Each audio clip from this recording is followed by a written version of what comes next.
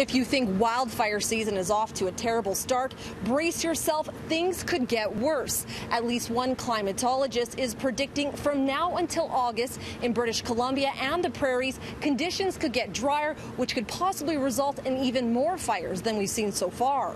That's just kind of an opening act to what we think will be an active year with regards to the fires. And if we start getting dry lightning, strong winds with that very dry out landscape, I think there'll be issues.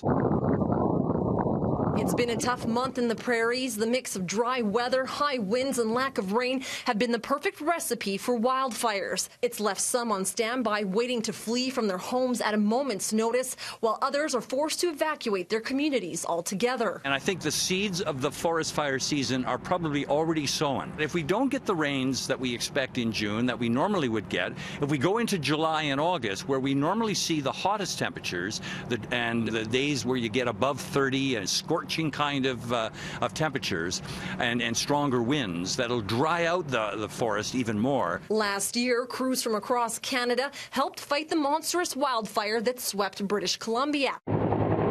However, this year, if we see a spike in fires in BC and the prairies, provinces might not be able to help out like they did before. If the fires are across the country, then some of that resources will be spread thin. We'll have to be fighting our own home fires and not count on people from other parts of Canada to help that out. Not only are wildfires top of mind right now, but climatologists say the drought the prairies is already experiencing could continue throughout the summer, making things difficult for farmers. I think farmers are very nervous right now. Ranchers are very nervous because the grasslands haven't greened up. And so my sense is it's not enough to pack it in. It's not enough. Farmers are always the most optimistic people in the world, and they have to be.